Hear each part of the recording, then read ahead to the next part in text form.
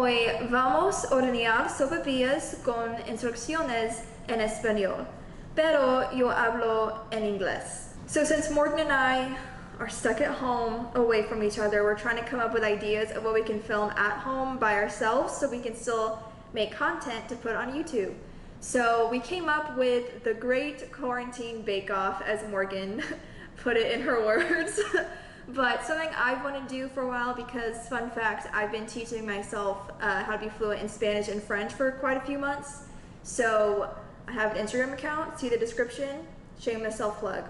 And I wanted to make this video for a while, but I just haven't had time because it would be a lot to film and whatnot. And that's me baking something in Spanish, but with only Spanish instructions, nothing's in English. I'm already more advanced with Spanish than French because I've been studying it in school and I have relatives that speak Spanish fluently, so my mom behind the camera is one of them. But yeah, so I'm just going to look at these instructions. I have not seen them yet. My mom looked up the recipe for me to bake sopapillas. I love this dessert, so I thought it'd be fun to do that. And I'm just gonna figure it out and see if I can bake some good sopapillas, and if it fails, then I clearly don't know Spanish. Okay, so for the ingredientes, you need 1 of the puff pastry sheets. You also need honey, cucharada de canela, 1 cup of cinnamon. For honey, it doesn't even say how much honey you need. I guess you drizzle the honey, so I guess it doesn't matter how much you use. And then 3/4, I don't know how to say this in Spanish, taza de azúcar, sugar. So I'm guessing 3/4 cup of sugar. All right, so 4 ingredients. I personally like drizzling chocolate or like putting powdered sugar and icing on sopapillas, but I'm gonna melt chocolate later and do the decorative stuff last. But yeah, so you have the ingredients. I guess we should get started. The first thing to do says precaliente su horno 400 degrees. I don't know 400, I don't know, but that's preheat your oven to 400 degrees Fahrenheit. So let's do that. Después de descongelar la hoja de hojaldre, never seen that word before. We have a cutting board in front of us because we need to take the dough, the pepper ridge pastry sheets, and cut that into the squares we need to make sopapillas. So first, my hands are washed, getting some flour and sprinkling just a little bit at a time over the cutting board, just so it doesn't stick. Learned that from my mom and Food Network.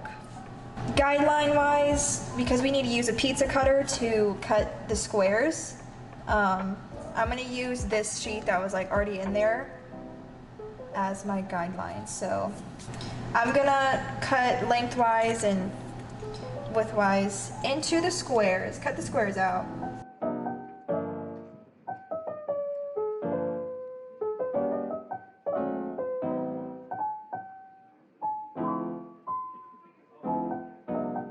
They are all cut. This last one is like super small, but that's fine. Honestly, I don't know what the first step said besides preheating the oven. I want to assume that these are going to be in pairs, like one bottom, one on top. My mom just shook her head behind the camera. Horneé durante 12 a 15 minutos en una bandeja para hornear forrada de serpat hasta que los pasteles estén dorados. Okay, so I need to bake these now. We have a little tray, so I guess I'll transfer them over and we'll put in the oven. I think because sopapillas like are really puffy, it just made me think you need 2, like one over the other, but my mom didn't think so. Also, really glad I did not get a recipe that was telling me to make the dough from scratch. Yeah, I'm gonna put these in the oven for, if it's 12 to 15, I'm thinking let's do 13 and see what happens. And we will get back to this.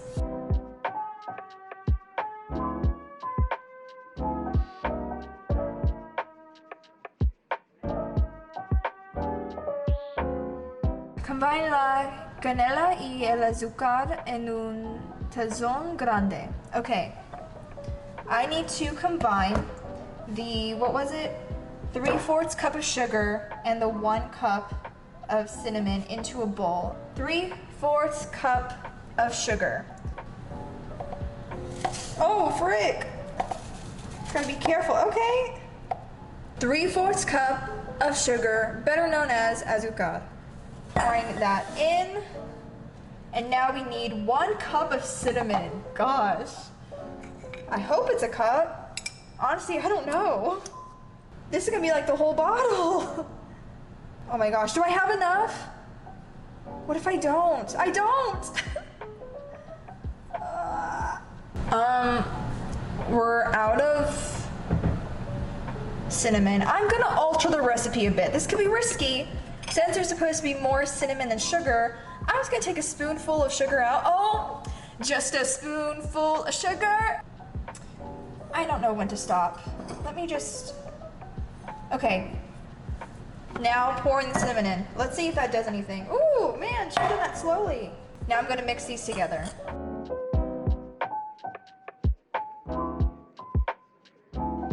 So the oven is about to beep. So before I take them out, the next step says, agregue sus pasteles calientes en lotes el tazón y cubra con la mezcla de azúcar. I think this is saying that while, because pasteles calientes, so while it's hot, I need to mix it with what we just did with the cinnamon and sugar, and then put it somewhere else. Like I'm gonna have a plate right here. Let's get these out of the oven, shall we? So this is them fresh out of the oven. They look pretty good to me. Ooh, this is like kind of a lot. Let's just see what happens. I'm just gonna tap them. They seem a little dark. Not because they were overcooked, but I don't know, I feel like I used too much cinnamon in comparison to sugar, but I don't know. Mom, what do you have to say?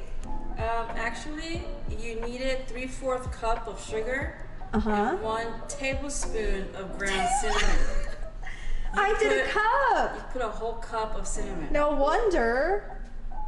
Wow, okay, so these are going to be very cinnamony. So the only fail of that was that I used far too much cinnamon than I should have. But let's do a taste test, regardless. I have some chocolate put on one.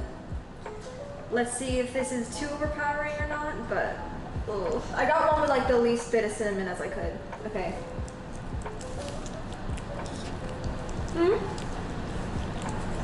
So good. I actually don't really taste the cinnamon. Maybe it's because of the chocolate. But honestly, it's not that bad. I'm gonna remake these one day for the correct amount, and I'll get icing, caramel, the works. But I think for following Spanish instructions for the very first time, I did not do so bad as I thought I was. I did have moments where I was freaking out because I was saying words I've never seen before. But that's kind of why I wanted to do this, just to kind of help with my comprehension of the language. I would give these maybe a 7.5 out of 10. I've tasted better. On the Border has the best sopapillas. Thank you for watching. Please subscribe. Check out our podcast. Follow our Instagram accounts. Check out my language account because I'd love more followers. And until next time, I'm probably going to make more of these. One day I'll make a cooking video following instructions in French. And oh, will that be a time. So yeah, until next time, thank you for watching. Adios, hasta el próximo.